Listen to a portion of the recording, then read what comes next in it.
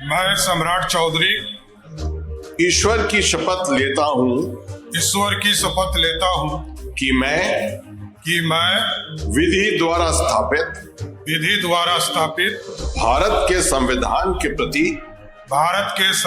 के प्रति सच्ची श्रद्धा और निष्ठा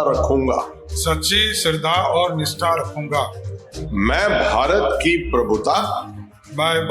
प्रभुता और अखंडता अक्षुण्ण रखूंगा। नीतीश कुमार के इस्तीफे के बाद अब बीजेपी पार्टी का पहला चेहरा सम्राट चौधरी बिहार के मुख्यमंत्री बन चुके हैं। राजनीतिक परिदृश्य में ये जानना जरूरी है कि आखिर बीजेपी ने सम्राट चौधरी के नाम को ही आगे क्यों किया। तो चलिए सब कुछ आपको विस्तार से बताते हैं हमारे इस खास रिपोर्ट में। नमस्कार, मैं आपके साथ श्रेया राज और आप देख रहे हैं न्यूज वॉच इंडिया का खास कार्यक्रम आज का बड़ा सवाल। सम्राट चौधरी ने बुधवार को सीएम पद की शपथ ली। लोक भवन में बिहार के राज्यपाल ने उन्हें शपथ दिलाई। शपथ लेने पर बिहार के पूर्व मुख्यमंत्री नीतीश कुमार ने सम्राट चौधरी को बधाई दी है। नीतीश कुमार ने एक्स पर पोस्ट किया, आज बिहार के नए मुख्यमंत्री के रूप में शपथ ग्रहण करने पर श्री सम्राट चौधरी जी को हार्दिक बधाई एवं शुभकामनाएं। मुझे विश्वास है कि आपके नेतृत्व में बिहार और तेजी से विकसित होगा और देश के सर्वाधिक विकसित राज्यों की श्रेणी में शामिल होगा।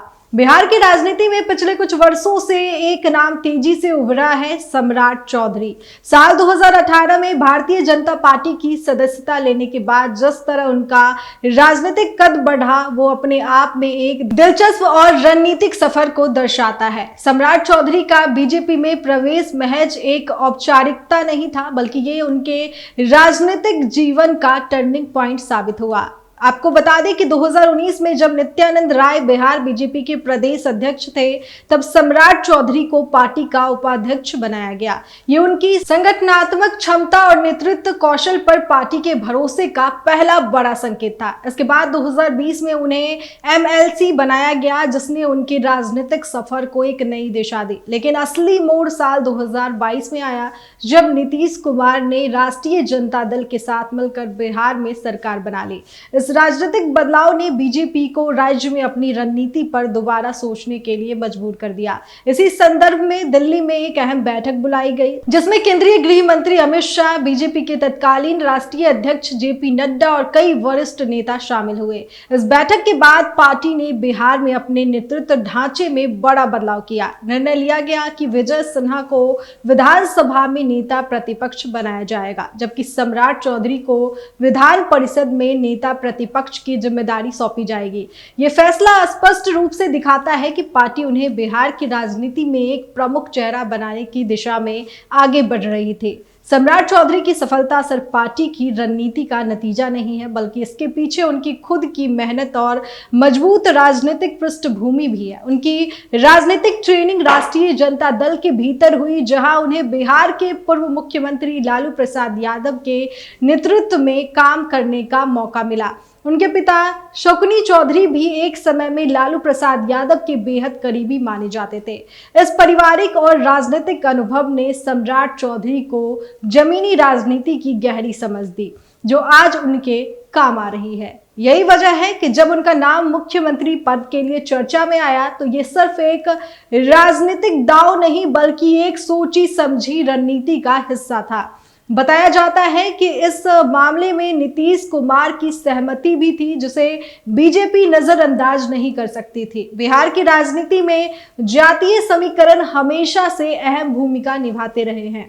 बीजेपी ने सम्राट चौधरी को आगे कर एक बड़ा सामाजिक समीकरण साधने की कोशिश की है, जिसे लव कुश समीकरण के नाम से जाना जाता है। सम्राट चौधरी कुशवाहा कोयरी समाज से आते हैं, जबकि नीतीश कुमार कुर्मी समाज का प्रतिनिधित्व करते हैं। ये दोनों समुदाय मिलकर बिहार में एक मजबूत वोट बैंक बनाते हैं। बीजेपी लंबे समय से राज्य में एक प्रभावशाली ओबीसी चेहरे की तलाश में थी, जो न केवल पार्टी को मजबूती दे सके, बल्कि व्यापक सामाजिक समर्थन भी जुटा सके। इस लिहाज से सम्राट चौधरी का चयन एक रणनीतिक कदम माना जा रहा है। इस दाव के जरिए बीजेपी ने यह संदेश देने की कोशिश की है कि वो बिहार में सामाजिक संतुलन और प्रतिनिधित्व को ध्यान में रखते हुए राजनीति राजनीति कर रही है। सम्राट चौधरी का तेजी से उभरना कई मायनों में खास है। उन्होंने न सिर्फ संगठन में अपनी जगह बनाई बल्कि विपक्ष की राजनीति में भी अपनी मजबूत पहचान स्थापित की।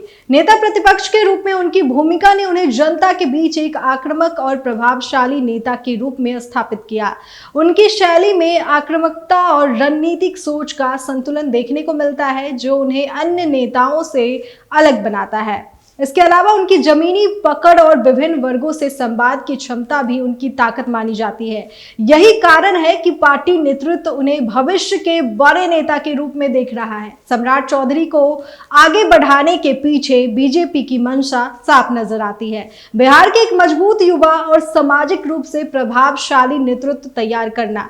ये राजनीति न केवल आगामी चुनाव को ध्यान में रखकर बनाई गई है बल्कि लंबे समय में पार्टी की स्थिति मजबूत करने की दिशा में भी एक कदम है। राजनीतिक विश्लेषकों का मानना है कि अगर ये रणनीति सफल होती है तो बिहार की राजनीति में एक नया संतुलन देखने को मिल सकता है। सम्राट चौधरी का सफर सिर्फ एक नेता के उभार की कहानी नहीं है बल्कि ये बिहार की बदलती राजनीति, रणनीति और सामाजिक समीकरणों का आईना भी है। बीजेपी ने उन्हें आगे कर एक बड़ा दांव खेला है। अब देखना ये होगा कि ये दांव आने वाले समय में कितना सफल साबित होता है। तो आपकी इस खबर पे क्या राय है, कमेंट करके हमें जरूर बताएं।